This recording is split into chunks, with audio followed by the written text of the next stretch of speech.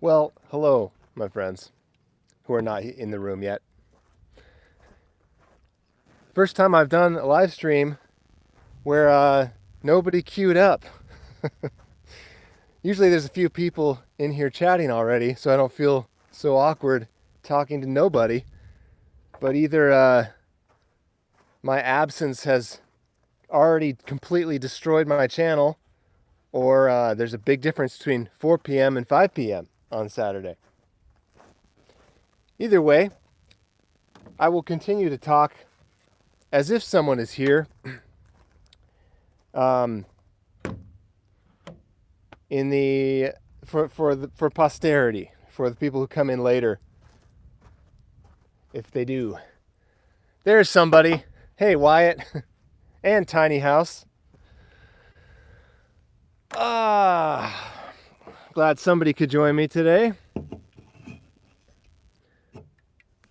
Cheers.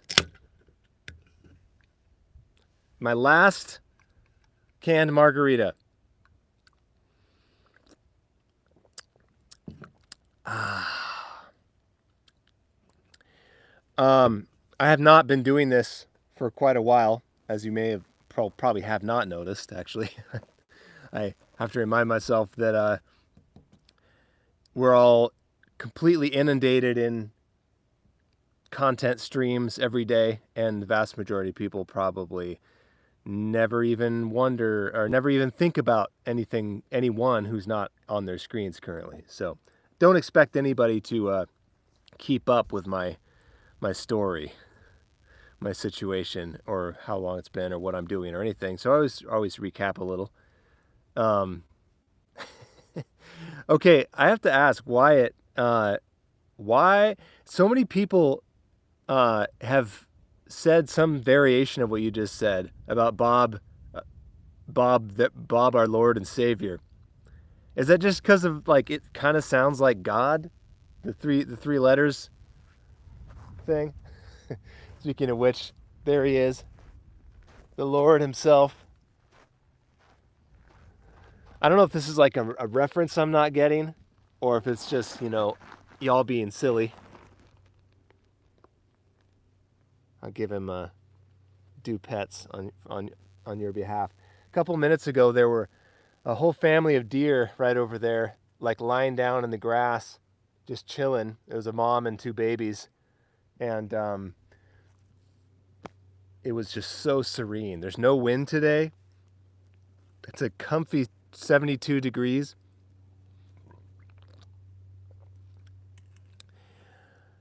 I am so done with the thick of summer.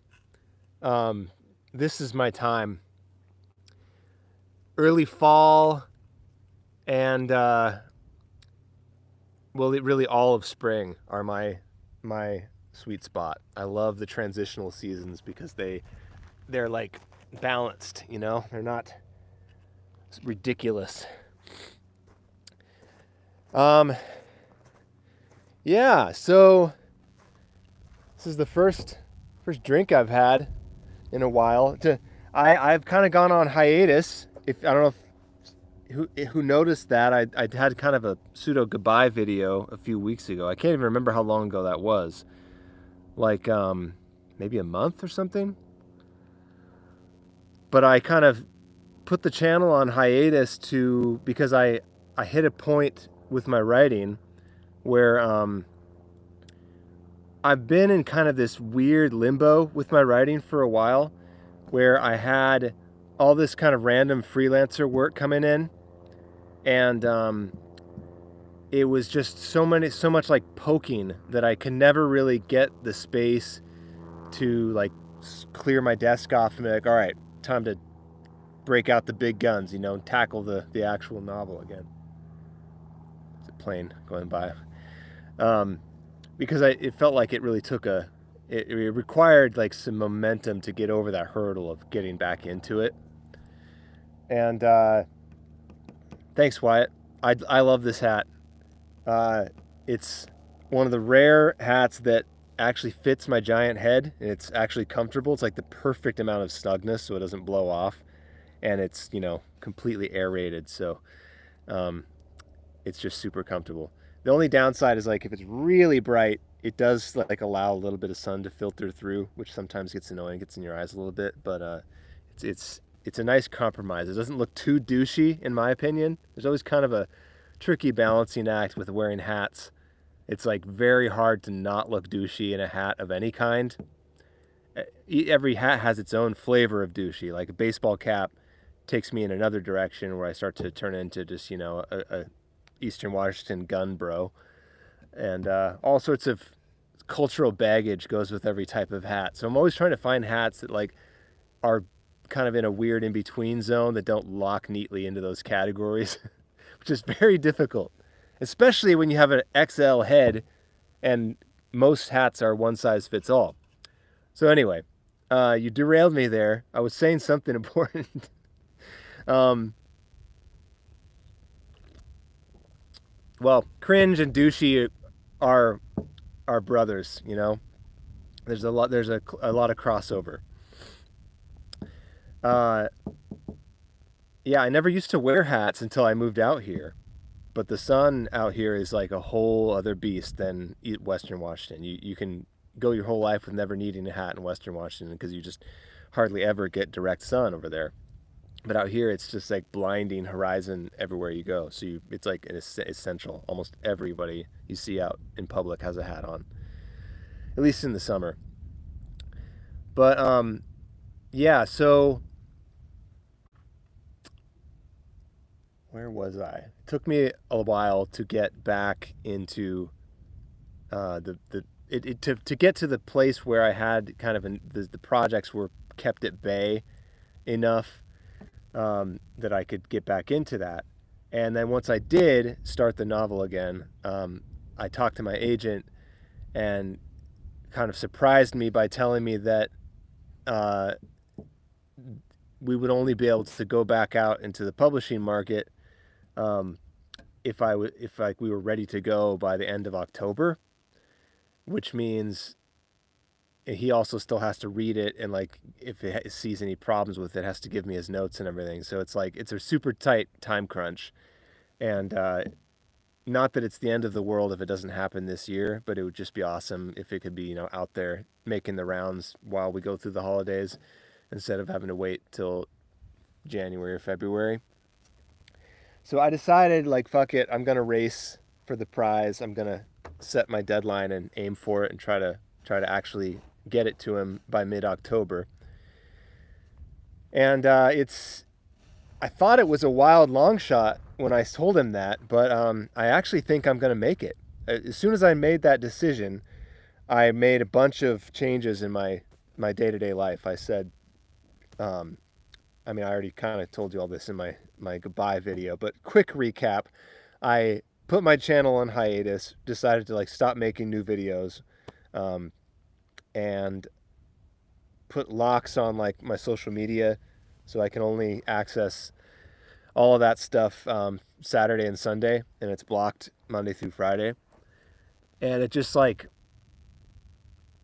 it clearing all that stuff out of my head just allowed me to kind of like build that momentum that had been so hard to get started on, and maintain it and not be constantly derailed by little pokes. That's what I feel like a lot of this stuff is, like whether it's other, you know, side jobs or just distractions from social media. It just feels like there's somebody like kind of tickling you. You're about to, you know, get in the zone, and then someone's like, hey, what about this little thing over here? Just pull out for a second, look away. Oh, where was I? It's much like you guys in the chat derailing my ramblings with random comments, which in this case I enjoy it, and that's what this is for. But when it comes to like my work, it can be more of a problem. So I locked off I shut down all that stuff, and I've just been like in it for the last several weeks, however many it's been. And man, it has been amazing. I think I talked about this a little on my last Patreon text post, I think is what that was. But it feels so good to just be back in that space, writing prose, working on that book. I had some revelations about this book, which is why I wanted to do this new draft, that are just really fruitful. I think I'm having the most productive edit that I've ever done, probably maybe on any book, but certainly on this book, where it's like, oh my God, these changes are so necessary. I don't know why it took me like 8 drafts to notice this, and now it's just things are clicking together, all the wires are connecting, and it's just like any lingering sense that I used to have of like, I don't know about this book. Like it's not quite up to my, there had been times along this process where I'm like, I'm not sure if I am really that excited about this book, because every time I would read it, like there were times where it sort of felt like a chore, and I was like, that can't be a good sign.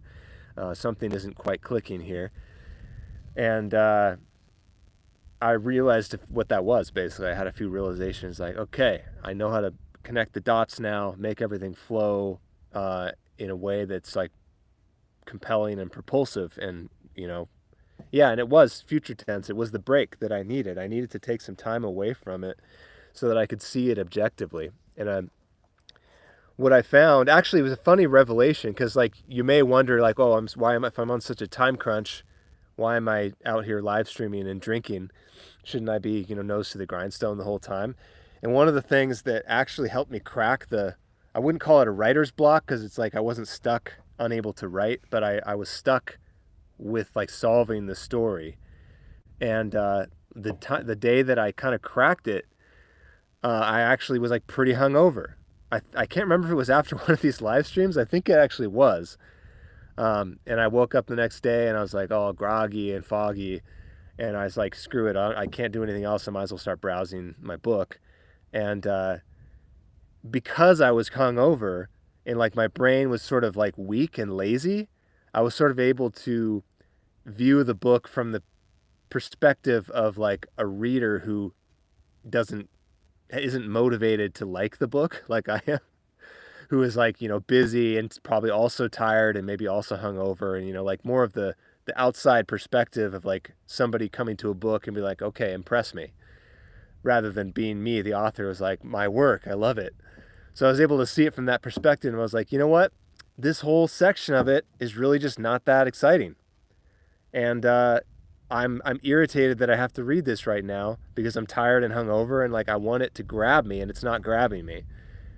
And so I was able to realize, like, shit, that part's got to go.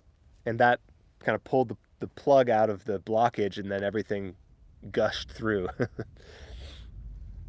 So, I don't have a major blockage at this point, but I figure maybe a little drinking now and then is not gonna kill the process. Exactly, future. That's the takeaway here. I watched this movie, this Danish movie, or Dutch, whatever you call it, called Another Round. And it's about these school teachers who try to like test this theory that there's like a deficiency of alcohol in the human bloodstream, which is like apparently total nonsense, but it was the premise of the movie. They're like, well, there's this theory that, we're born with 0.05% too little blood alcohol. And they're like, what would change if we just, added a little tiny bit of alcohol to our daily routine? So they all kind of like they take a breathalyzer and start checking their blood alcohol to maintain this really low level of alcohol and see how it affects their performance, like professionally and personally. And it's a really interesting movie. It has, their results vary quite a lot, but yeah, I do believe kind of that there is like a little a way to kind of balance on a really low level. Like a tiny amount of alcohol does just sort of make you more yourself and more like I don't know, free to follow your instincts better or something. I don't know. I don't do that day to day. This is like pure hypothetical at this point because I've never been able to master it to that degree. But yeah, a tiny hangover once a week isn't gonna kill my book. In fact, I'm making pretty good time. I think I'm gonna get there because I'm over halfway through and I still have 2 weeks left, maybe 3 weeks, depending on how you count it. So yeah, somebody asked me, can we see your cat? Of course you can. You always can. Well, he was right behind me. Where'd he go? Bobo. Well, I guess you can't. But when he comes back, I'll be sure to show you. And hello, Frog. Frog tea. Um, yeah, a lot of people crying about that cat video. It's it's a strange feeling to have so many people telling me in comments every day that I made them cry. My lens is smudged. Hold on. There we go. But it's a good thing, I guess. I think crying from any form of, creation, whether fiction or not, I think is almost always a beautiful thing, a healthy thing. I've always thought about crying as kind of like, it feels like a metaphor, but it also feels very, very real, which is that it just like cleans out your pipes. It's like running water through, a dirty pipe. It just purges all the gunk that builds up in there. And afterwards, I always feel more clean. I feel like refreshed, whether I'm crying about my own life or, vicariously through fiction. So there's something about it that just like cleanses you.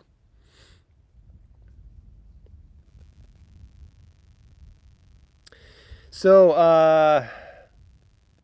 let's see. Did I finish my update? I feel like I told you kind of where I'm at. I do actually have a couple videos coming up. There's one short that I made that refers to this archery target here, which is my latest product review that I had fun with. I had a couple things built up left over, like things that people had sent me that I promised to make a video about, so I had to fulfill before I disappeared. And then I have this video that I recorded several months ago during my migraine crisis, where I kind of took I attempted to replicate that adventure that I took when I had the migraines that sort of cured my migraines. I attempted to replicate it by driving on this strange back forest route, which is like a weird shortcut to a town out here. And it ended up being, pretty underwhelming in a lot of ways, but there was kind of a story in that in itself, and I recorded it a long time ago and forgot about it. And I'm gonna put that together and post that soon. So I'll have a few things that I'll put out there, even though I'm not gonna be like actively creating for a while. Basically not gonna be actively creating until I turn in the book, which will actually probably be in just a couple weeks. And then I'll have another big lull while I wait for my agent to get back to me about the book, at which time I'll have nothing to do but work on YouTube videos. That was actually kind of like why I started this channel to begin with, was to give myself something to fill those gaps where I have turned in my writing work and I'm waiting to hear back from it, because those gaps drive me crazy and they make me feel crazy, because I'm just like, all my creative energy is like primed from all the work I'm doing on the book, and it's like a high level of it's trained to produce a certain amount of energy per day, and then suddenly I have no outlet for it, and it's like the weirdest feeling. The thing I could compare it to would maybe be like if you work out every day and your body gets used to like a high level of adrenaline and expenditure, and then suddenly you just like stop moving entirely. It's like that crazed itch feeling. I feel that psychologically when I am not making art. So I had to come up with something to hold me over during those lulls between drafts or whatever it may be. And that was the YouTube channel, because making videos is kind of like, it doesn't require that momentum. I can do it in bits and pieces whenever I have spare time, but I'm not doing it right now because I have no bits and pieces. My day is like wall to wall. And it feels amazing. I'm like riding such a high lately. And yeah, I mean, tiny house, you could say I'm creating. Well, that's kind of the point, I guess. I didn't say that YouTube is not creative. It's a lesser intensity of that energy. Like, I don't get the same ecstatic highs that I get from writing prose or like any kind of, I don't know what to call it, like art, fictional art. It's kind of funny, like it's there's a very different sensation with whatever the medium is. Nonfiction versus fiction feels so different to me.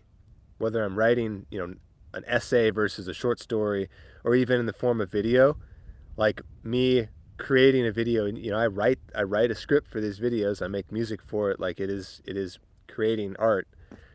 But if it's about real life, it's a very different flavor. It's like this sort of calmer. It's like tea versus coffee.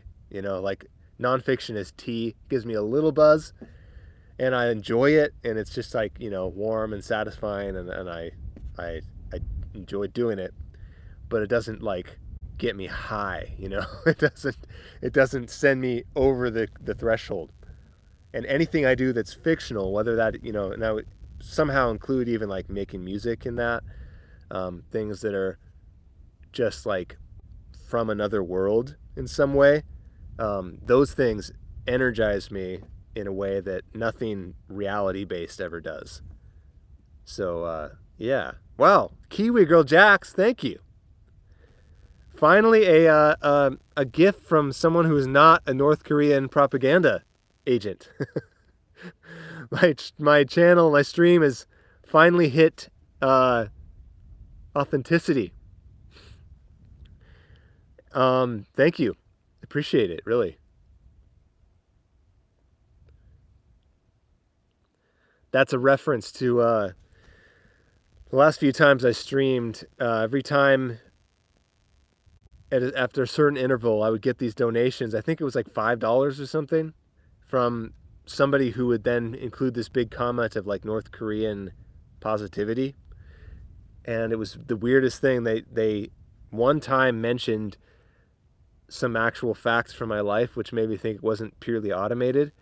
But then every other time it was just like copy paste some sort of like state program.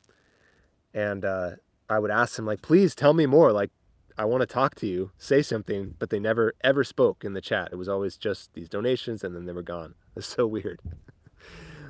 So I appreciated their donations, but I appreciate yours a lot more.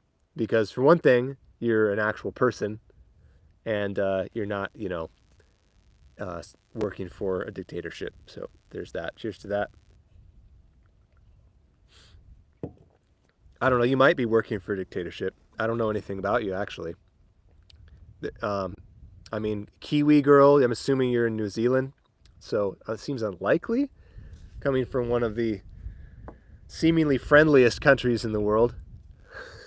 but you never know these days.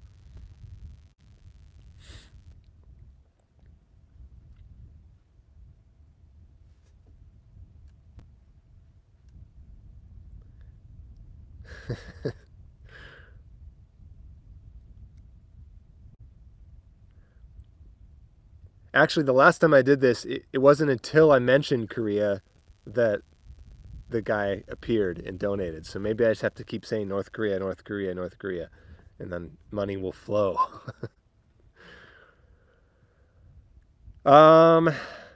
Yeah, so I guess I'll go find Bob. I barely even cracked the surface of my drink here. It's a beautiful evening. Interesting fact I just learned. So I've been trying to figure out why the hell this time of year, every time late September at exactly like 2 p.m. to 4 p.m. or so, my whole shed here gets covered in paper wasps. They're gone now. Like the shift is over apparently. But I could not figure out. They did it before I put the siding on, and I thought maybe it was the plastic that was attracting them. But it was the exact same thing now with the siding on, which makes no damn sense. There's nothing that would attract them. The colors are all neutral. Apparently wasps can't even see red at all. So like this should be a very unattractive target to them.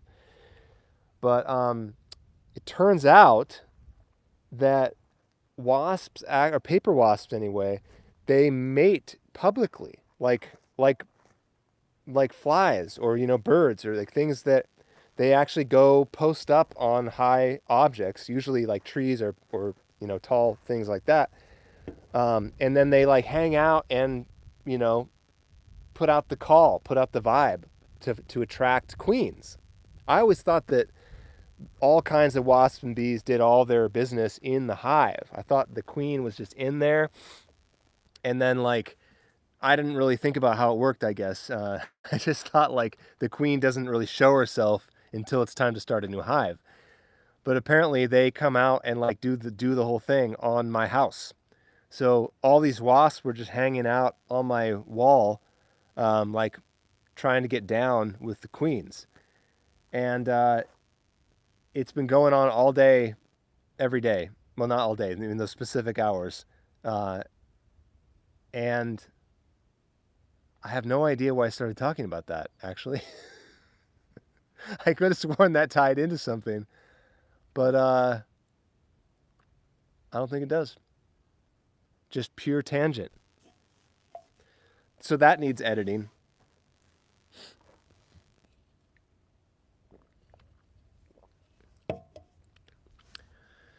Yeah, singles bar for wasps. The thing is, since I learned that, it's actually really helpful intel because now I know when that's going on, if I spray those wasps, I'm very likely to be killing queens as well, which is like jackpot because, there are hives everywhere out here, and each queen reduces one hive, which reduces millions of bees. So, they're welcome to do their business, way, way over there. But if I can uh, thin the herd a bit near my house, that's awesome. So I've been doing a little spraying, not going to lie. They are leaving my drink alone, which is a kind of them. The season is shifting. It actually has gotten a lot colder. Today is on the hotter side, but it's gotten so cold that I've had to bust out the flannels and the jackets. Had to put another blanket on my bed. And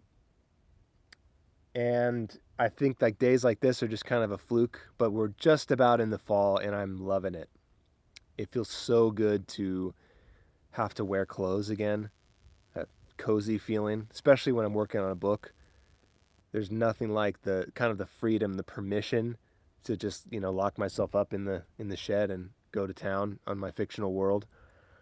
It's hard to do that when it's like bright and sunny out and the world is sort of calling you outside, especially because I don't even have any blinds. So bring on the fall. It's my time to thrive.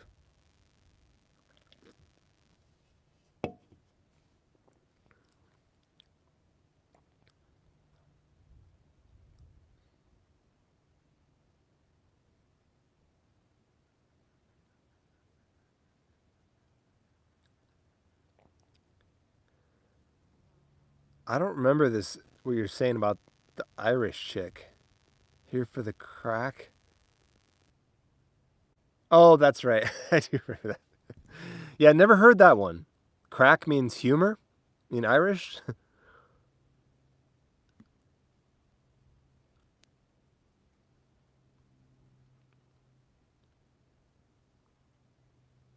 Oh, somebody asked me, Terrarian Librarian asked, do I listen to music while writing? Instrumental? If so, do you choose a mood, a genre, an album?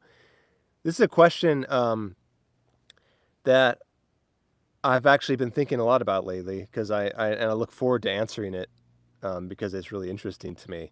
Because for my whole writing career before this, I absolutely did all the Warm Bodies books. Um, I had like a whole regimen where I had like these sprawling playlists of music specifically designed for not just writing in general, but like for specific scenes that I was going to be working on, specific flavors and moods. And it helped me at the time, but it's a weird thing. For one thing, I think it's a potentially a problem to write to music. And yes, it did have to be instrumental, which narrowed the options even more, because I absolutely can't write while someone is putting words in my ear. That's like overlapping the same brain track. So instrumental only, and it had to be, fairly cinematic kind of music, like soft stuff with not a lot of heavy dynamics, because it'd be, really distracting if I'm like writing this quiet emotional scene and then all of a sudden the song shifts to like a big epic chorus or something and it just totally throws you off. So I had to like it was hard to find music that fit it well. It was easier with the Warm Bodies books, I think, because they dealt in much like more obvious emotions, I would say. Like it was a very plot heavy story. So like there's epic battles, there's you know dramatic romance moments. Like everything was very heightened, and therefore like it's easier to find super emotional music to match it, because it was just like, here's the part where everyone's really sad, here's the part where they're angry, here's the part where it's scary, like these kind of big immediately recognizable feelings. And so it's easier to match music to something that's kind of more categorized like that. With this new book, The Overnoise, I found, and I actually kind of started to notice this before that with writing short stories and other things. It's like it was getting harder and harder for me to find music that fit what I was writing, because it became too specific. It was like the vibe, the feelings that these scenes would evoke, they were kind of more complex, like multifaceted. And I was like, I can't find a song that creates the feeling I'm going for in this scene, because it's like subtle, and this is too melodramatic, and this is too loud and whatever. And I just couldn't find the match. And I was spending so much time trying to like build playlists for my writing that I just started to get really irritated. Like, this is ridiculous. I'm spending more time like curating playlists than I am writing. And and then I also realized that there's kind of an inherent problem in that practice of writing to music, because while it does like help unlock the feelings that I want to write about, there's also the risk that you think it's better than it is because of the music, Like, if I write a scene with this really emotional music, I might believe that this scene is really emotional, but then you read it without the music and it's just empty, Like, take the score off of a movie, it does not have the same impact. So I started to wonder, like, what if this is happening, like, even when I would read it later, even without listening to the music, I still kind of remembered writing it with the music. I would still associate it with that music. So like I wondered, is my impression of these scenes falsely, amplified by my experience with the music that the reader won't have? So I started to think like that maybe isn't a great idea, actually, because the reader is not going to know that music. Actually, with the Warm Bodies books, I made those playlists afterwards of like, here's the soundtrack to the Warm Bodies books, because I kind of wanted people to like experience what I did while associating this music with those scenes. But that's, it's a big cheat. You can't, you don't get the privilege of doing that, with your new readers. So, yeah, I realized like it's probably for the best that I stopped doing this, even though it is kind of like, it was like breaking a habit. It was a challenge to get started writing again without that, because I sort of always used it as my trigger, like get me in the mood. And I wasn't sure if I could get to where I was before without it, but eventually I kind of got used to it, and I feel like I don't really miss it anymore. I now I can sort of hear the music, which is imaginary music. I hear them and feel the mood that I want with the scene, without any outside media influence, which feels like a much more sustainable kind of approach.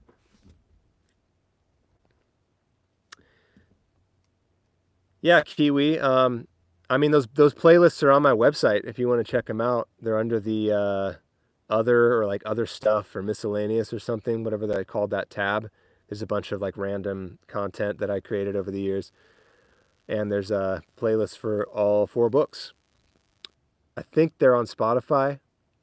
I hope that those pages even still work, because I used like some kind of weird code to embed the songs in my in my blog entry.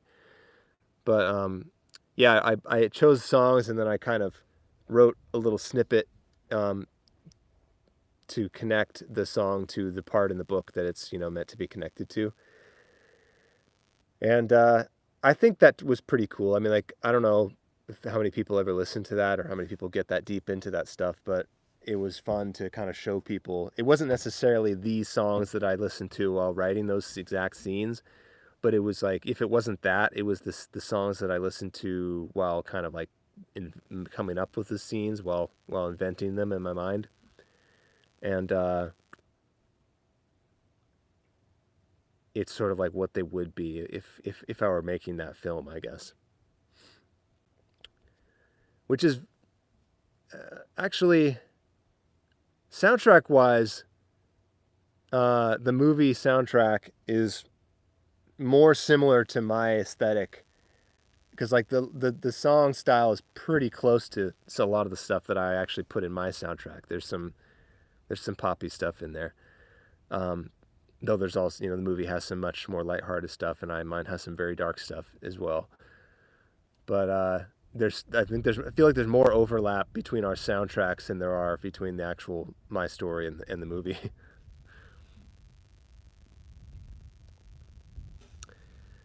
Terrarian asked if my writing ever inspires me to compose music. Probably not. I don't think so. Usually it's the other way around. I've taken inspiration from a lot of my songwriting to put into my writing. Um, I don't know why it's usually that direction, but I've mined a lot of my songs for material to write stories out of, particularly for like my short stories. A lot of my short stories kind of started their lives as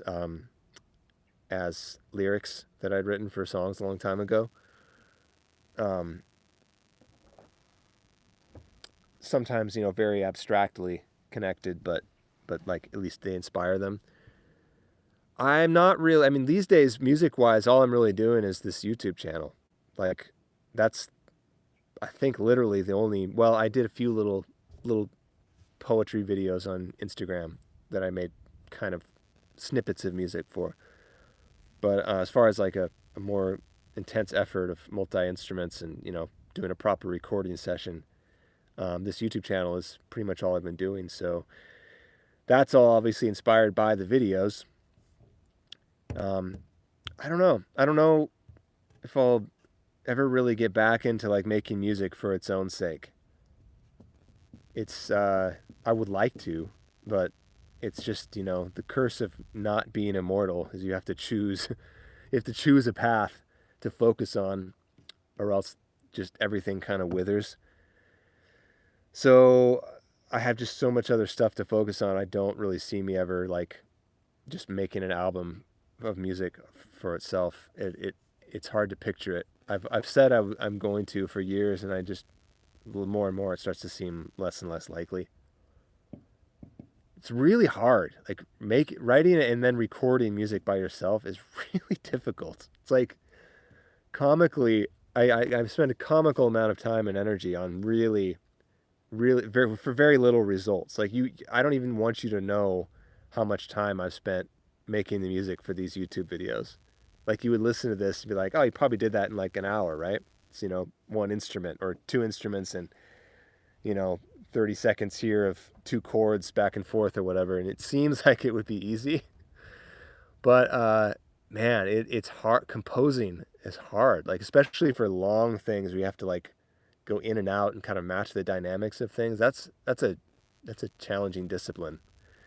And, it's one of the things I mentioned, in my sort of goodbye video here. I realized like, I don't know if that's sustainable for me, doing like that level of composing for these YouTube videos, which have just such minimal reward for me in terms of any kind of, you know, measurable reward, and even like really the emotional reward. Like they are rewarding. I do have really enjoyed making these videos. I've enjoyed this channel. I enjoy the fact that it's allowed us to be sitting here having this conversation. There's many things I love about it, but for the amount of like sweat and tears that have gone into these videos, it's kind of ridiculous.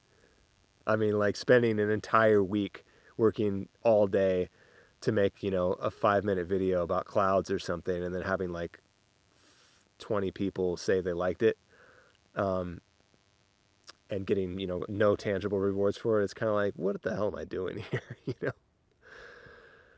So these are some of the thoughts that have crossed my mind as I take this hiatus. I have to kind of like rebalance my energy expenditure here. But yeah, I did kind of make an album, Wyatt, and whoever else made that comment. I've actually been thinking about sort of releasing that album, because it's like if you heard it on the YouTube channel, you've only heard it, mixed really low in the background with my voice babbling over the top of it, and you can't even really enjoy it as music in that format. I've been posting the actual songs on my Patreon, where you can, they're mixed and mastered to be heard as songs without my voice. And in that context, sometimes I've listened to those and be like, yeah, that is kind of a real song. It's like, it's still very fragmented. Some of them are, repetitive or short. It's still sloppy, but like, I could technically release this as like an instrumental album. I don't know if you'd quite call it ambient. Some of them are mostly ambient. Some of them have a little more weight to them. But I have thought about, now that I've put it all out there on my Patreon, it's been out there for a while, maybe I'll like dump them on Spotify or something. Just because, like, why not?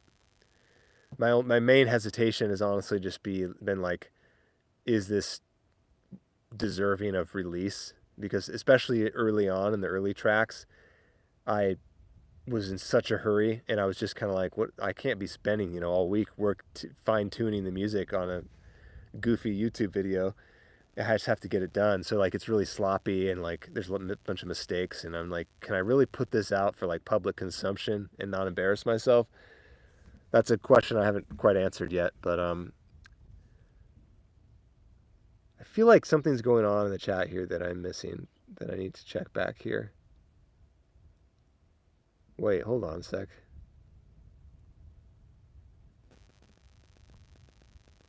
Wyatt, you lost your arm? Shit.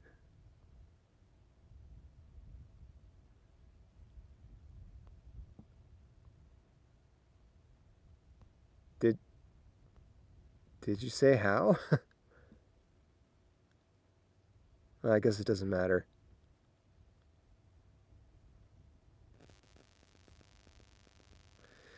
Sorry to hear that, man. I lost my dad recently as well. In 2021. And that led to a lot of, I don't know about bad decisions, questionable decisions, including moving to a plot of empty land in the wilderness. I'm making the best of that one.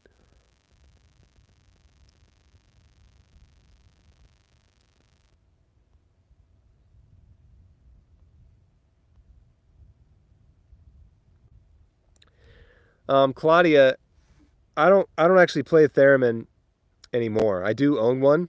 I used to play it.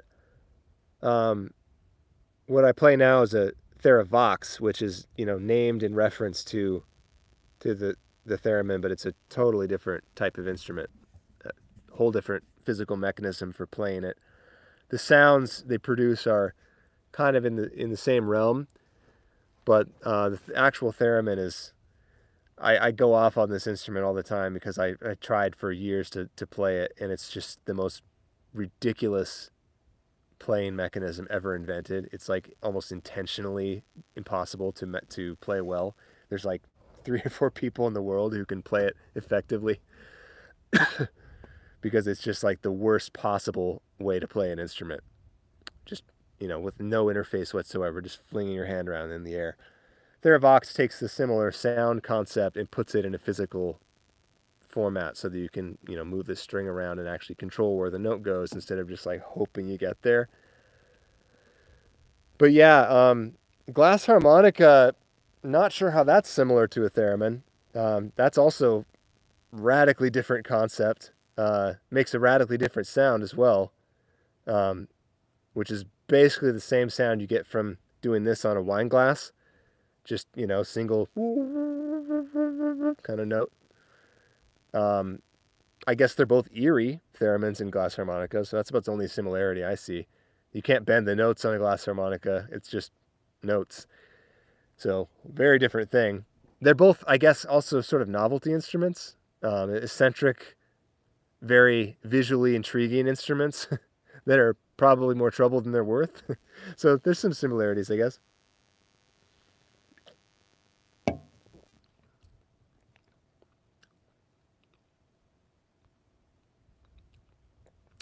Oh, man. Okay. I just got down to where you said what happened, Wyatt. That sucks, man. I hope you're doing okay.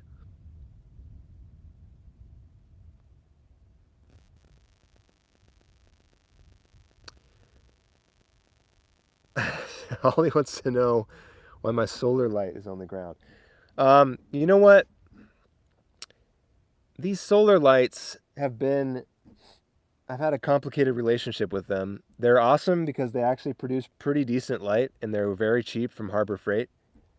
But the plastic bases that they're on break really easy. So basically, if you bump into it at all, they break off. And the other thing is they they make it harder to look at the stars. And I'm kind of like, I'm torn about that because I went out here last night. It was a clear sky. The stars were out in full force. I could see the Milky Way going across the diagonal here. But I have all these little solar lights, around the whole perimeter of the house. And they just, they get in your eyes and you can't see the stars. So several times I've come out here and taken all the lights down and like piled them out behind the back of the shed just so I can enjoy the pure darkness. And I often break them in the process of doing that. So that's, I think, what happened to that one. It's one of the broken ones, lost its base. If they had like a switch or something, that would be awesome. But that's kind of the whole point, is that they're freestanding. So no luck there. Tiny House, thank you for the donation. I uh, I love what a great gesture to just gift me that gift without any expectations of me supporting a tyrannical government. That's really, really cool of you.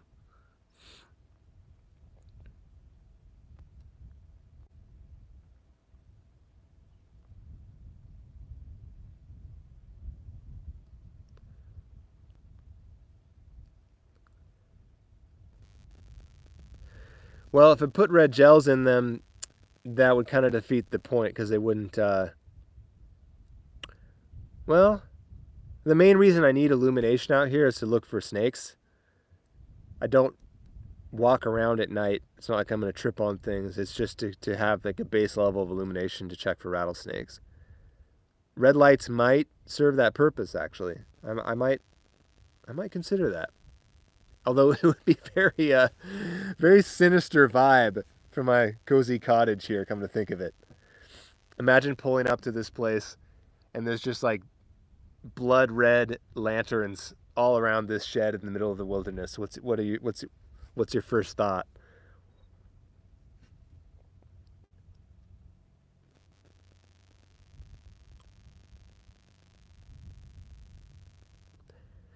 That's cool of you guys. I'm glad you feel that way about these streams. That actually kind of makes me feel bad about skipping them for the last few weeks. I was gonna do one last week, but I had actually a family reunion with my biological family, which we haven't done one of those in quite a few years, and they kind of revived the practice and had a camp out on the other side of the mountains with all the old relatives, and it was really wonderful to see them again. There's a lot of people like my aunts and uncles that I haven't seen in a long time, and I decided to take the plunge and go over there, and really glad I did because it was a beautiful time. I'm gonna start looking for Bob. too much requests and not enough delivery.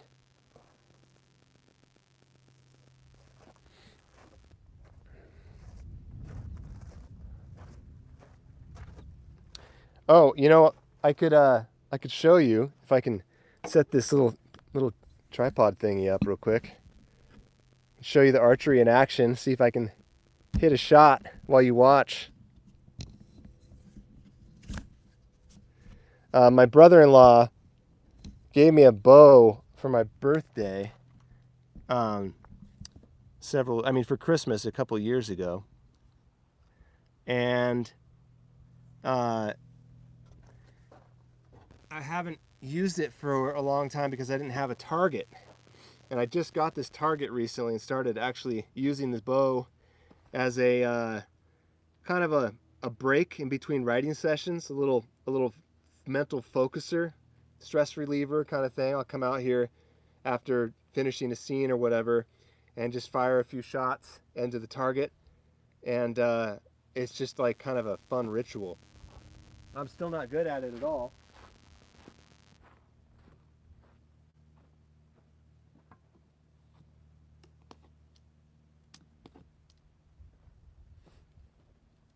And I only have 3 arrows left because of all the times that I've completely missed the target and they've gone flying off into the woods or the prairie. And but I feel like I'm slowly starting to get like some semblance of skill.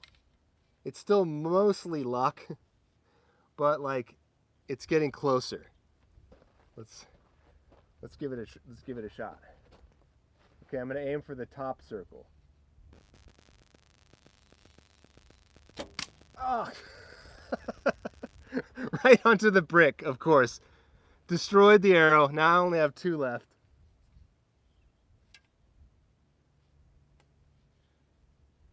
It's amazing how they manage to find like the one little object that will damage them.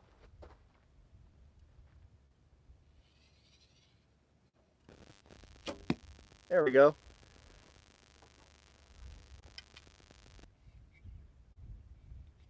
Come on, Isaac, don't choke. Don't choke when you're on stream.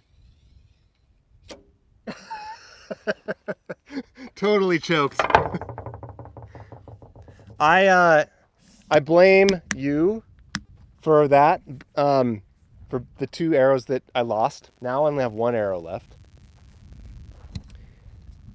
I was gonna go buy more anyway because I don't know what they were thinking when they made the arrows black, because they're very hard to find. But yeah, need to restock. I need to scroll back and see how much mockery I missed.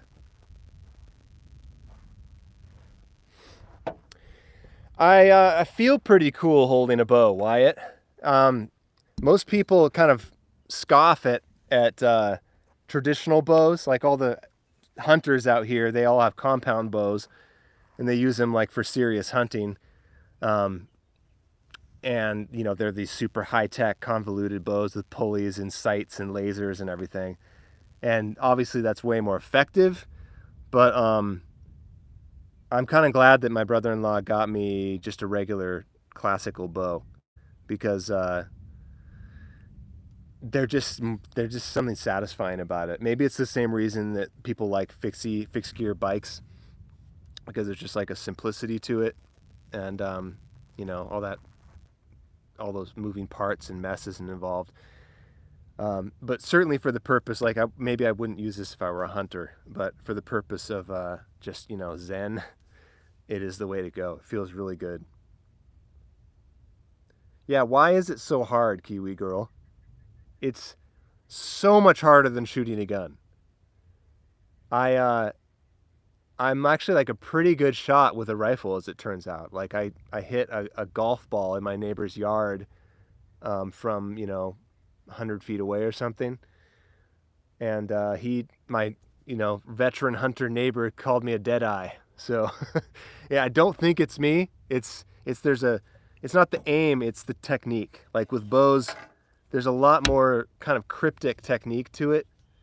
You have to like figure out, because there's no sights or anything. There's nothing really to, no reference. You just kind of have to like sense where it should be, which is, just takes probably a lot of practice. Oh, here comes the wasps. Coming for my drink. Okay, okay. Wow, he was targeting. He landed in the exact spot that the drink was, and now he's like flying around. Like, where did it go?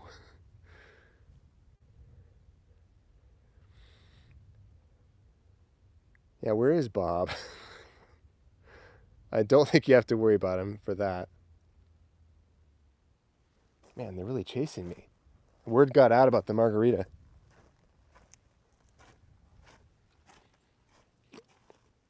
I should probably start checking it before I drink it. Man, okay, I'm going inside. This guy's hunting me.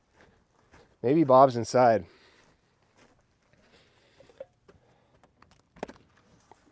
Yeah, Terrarian. I'm not sure about poundage, um, but the brand of it is Deer Seeker, so it seems like it is intended to hunt deer. I'm quite sure it could penetrate any body. When you pull it back fully, it makes a pretty hard thunk into that foam target.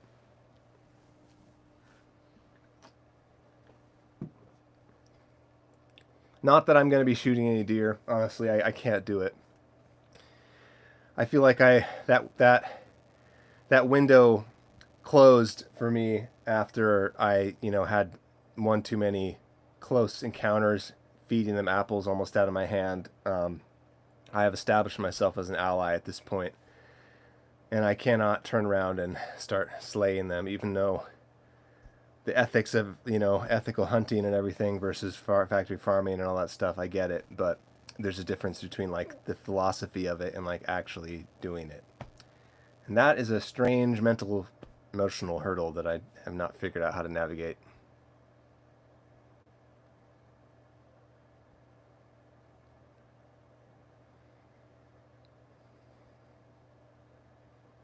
I always wonder, like, when I do you, when I just suddenly glaze over, stop talking, and just stare at the screen blankly. Do you understand that I'm skimming your comments when that happens, or do you just think I'm uh, blacking out?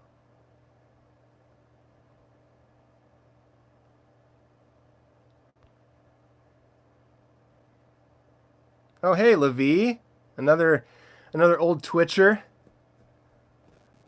By the way, since we're deep into the stream now, and no one's probably gonna see this later except for you guys, um, I am thinking about coming back to Twitch. If you go to my profile now, you'll see that I've made some changes.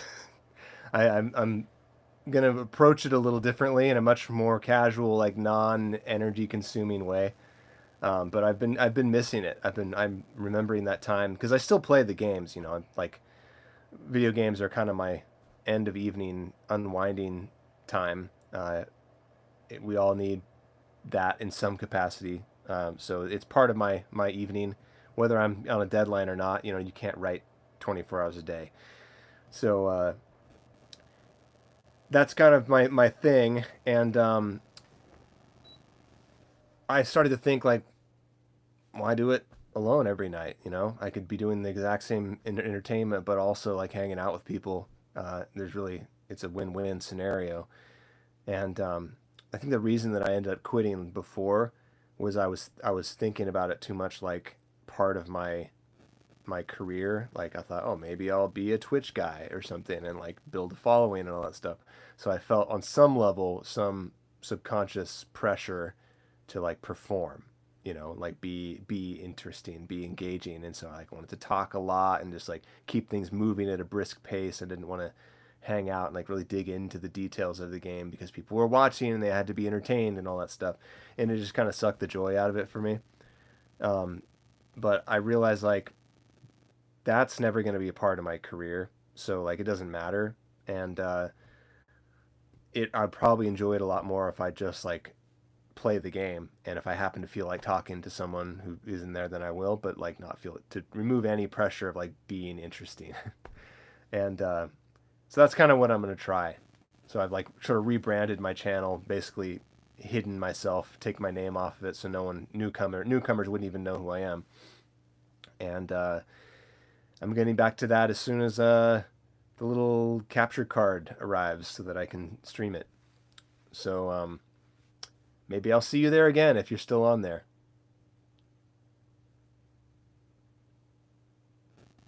Spicy wasp margaritas. Yeah, I'm going to pass on that. Yes, I have heard about the fake wasp nests. I bought some, like the kind that are made out of like a paper wrapped around a wire frame, and I hung them up on the eaves. And like the first windstorm that came through, they just ripped right off of their hooks. Like it just tore through right through the paper. The wind out here is pretty serious. Like you have to make accommodations for it that you would never expect anywhere else. It's like kind of like living on a ship. Everything has to be solid and bolted down, or it'll be destroyed. The paper bag thing, I haven't tried. That would be like a cheap, disposable alternative. Maybe if you keep putting them up, it would deter them. I'll probably try that next spring. I think you have to do it at the beginning for it to work. Not that I love the idea of like having my nice new, freshly sided, painted cabin be covered in paper bags all the time. Kind of kills the vibe a little bit, but um, yeah.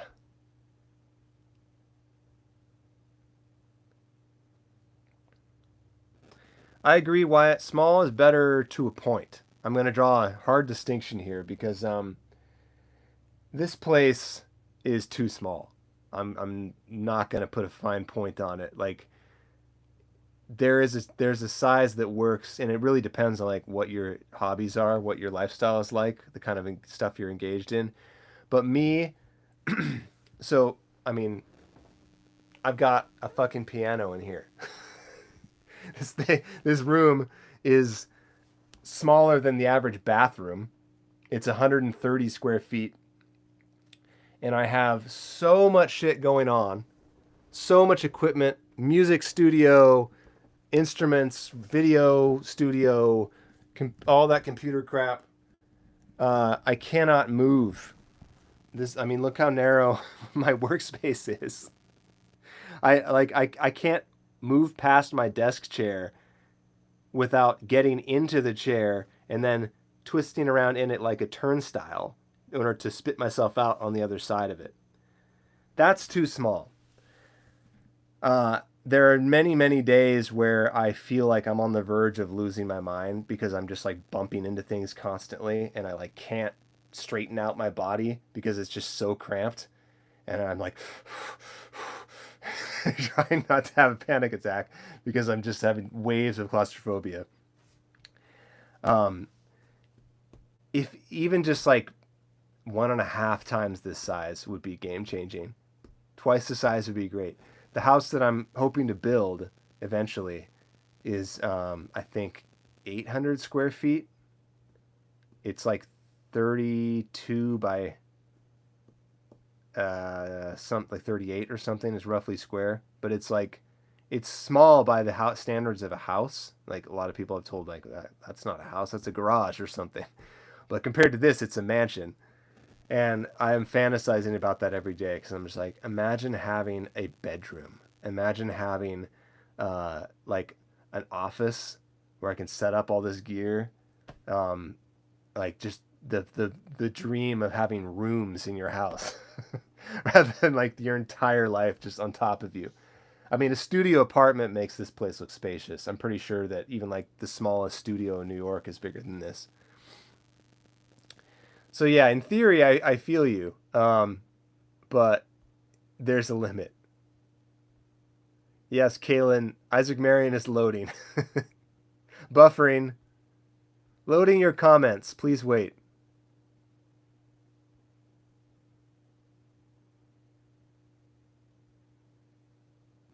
Yeah, Kalen, I'm glad to hear you say that. You said that you liked how chill my Twitch channel was.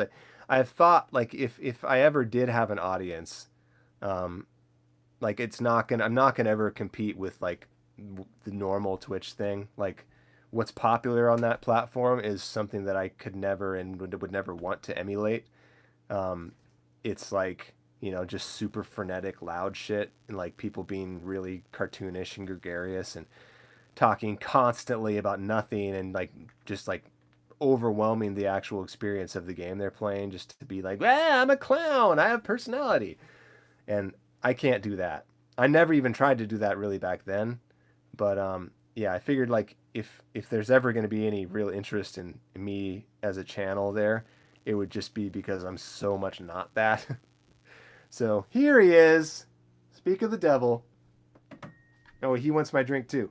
Bob, get off my. Somebody gave me something. I'm scrolling down to see before I see who that is. I see your gift there, and I will get to you in just a moment. I don't want to lose my place in the comment stream here, but I do appreciate whoever that is so much, and I will talk about it when I get to your actual, what do they call it, super chat.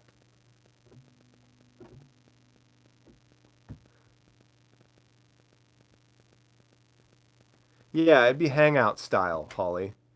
I mean, it kind of always was Hangout style, but I think there's a difference between like me feeling the pressure of making it good versus just being like Archie Turdsworth playing a game, just a guy in the wilderness playing a game, and people can join me if they want to, rather than me being like, it's a show. Here's my Warm Bodies Fallout 4 roleplay and all this like stuff that takes effort, basically. Because I don't want to put effort into it. Like I'm trying to reduce the amount of side projects that are stealing my creative energy because I need it to focus on my flagship things like novels, because that is still my flagship, which I've discovered in the process of getting back into this editing. Is like I really like writing novels. I really love the feeling of just like being free to write prose without any collaboration or anybody like involved. I'm just like, this is exactly what I want to say, and I have all the time I need to like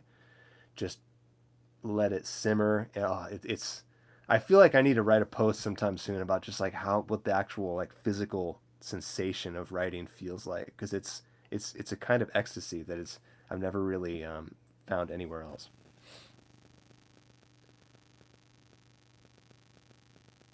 Oh shit! It's DPRK again. Okay, okay, fun. Um,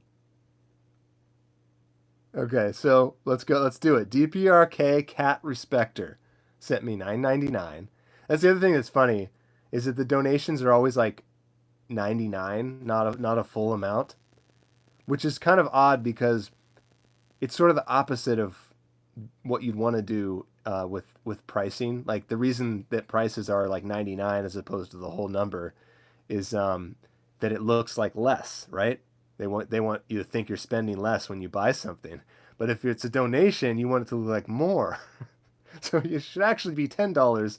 It'll look like more. It'll be a whole other digit. But nevertheless, let's see what they have to say. Uh, Escape the U.S. warmonger oligarchy. The Wonsan Luxury Beach Resort opens in May 2025. Pristine sands, water park, rides, plus untouched white beaches, sunbathing, water sports, safe and affordable. All right. Oh, oh, wait a second. Yeah, that is Korea, right? DPRK? That's not China, is it? No, that's Korea. Okay. I'm just confused because I didn't know that North Korea had tourism. Like I thought that was the whole thing, is that you can't go there. And we're talking luxury beach resorts now. Now I'm really interested. I'm gonna favorite that and thumbs it up, and hope that you invite me there. All expenses paid, please. And man, I will sing the praises of communism or whatever it is that you do there. Uh, if I get to hang out on a beach, because it's been a while since I've been to any a luxury anything. let alone a luxury beach in a forbidden kingdom. So, cheers to that.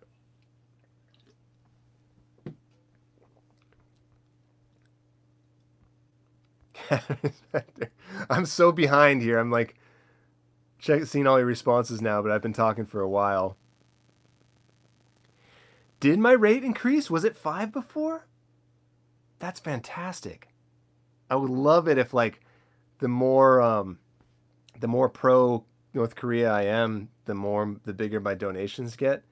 Uh, no conflict of interest here. There's no corruption. I just want to have a fair and balanced, platform for everybody.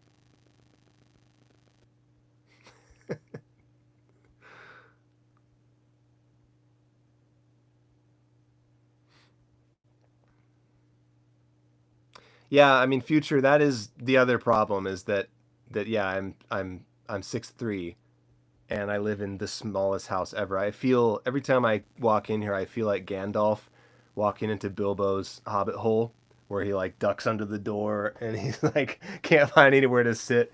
That is my everyday life in here. You might be quite comfortable.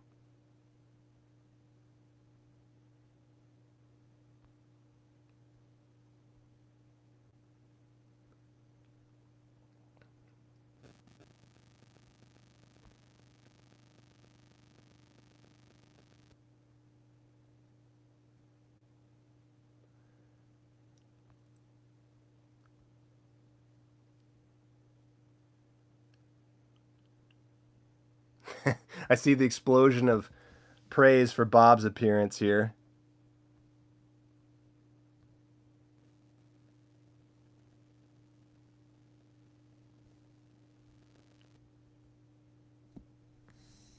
Yeah, I haven't been on a tropical beach since 2019.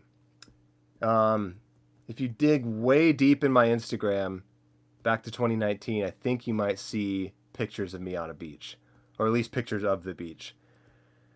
It was the only time I ever went anywhere tropical. It was kind of actually like the peak year for me in a lot of ways. I was like, well, it wasn't the peak in any sort of money way or anything, but it was like a year that I did a lot of really fun stuff, and I had just come back from a multi-country trip around the world, and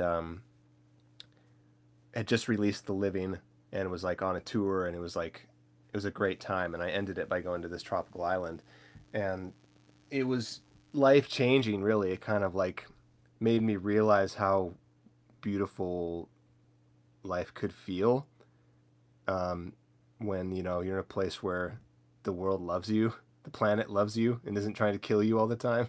It's a really unique sensation that I only ever really felt in tropical places. Most of the rest of the world doesn't seem to want us here.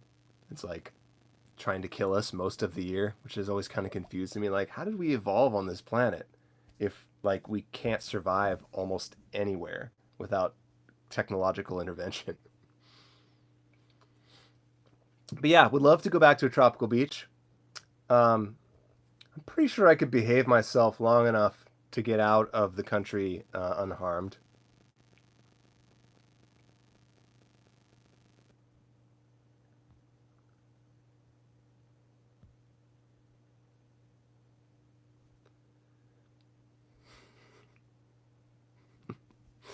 Okay, guys. So I'm a little late. I told my neighbor. I got my neighbor invited me over for tacos.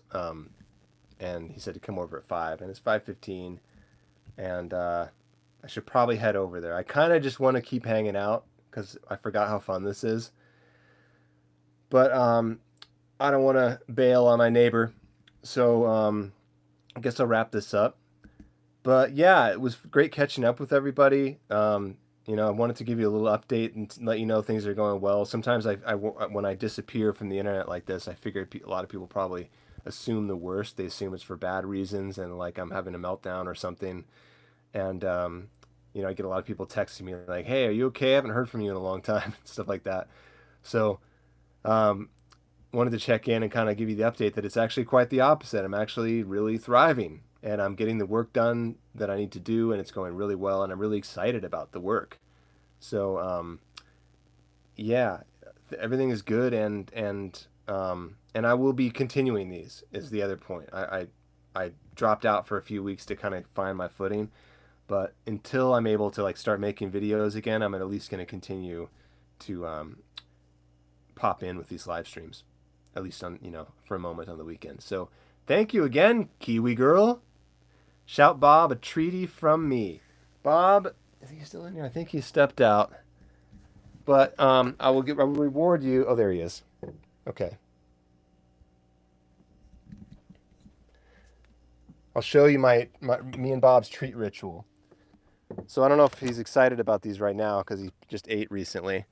But whenever he comes back in at night from his wanderings, I reward him by giving him a treat, and we have this game where he has to catch the treat. So it's kind of tricky to do one-handed, but see, I hold it out for him. Bob, go get it.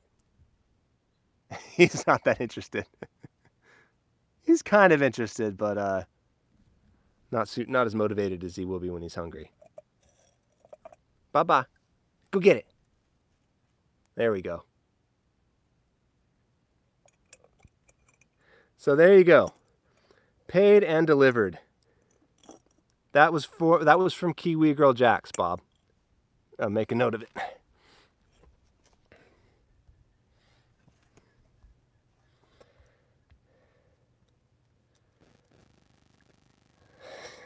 Glad you all enjoyed that. All right, I'm heading out. Good night, everybody.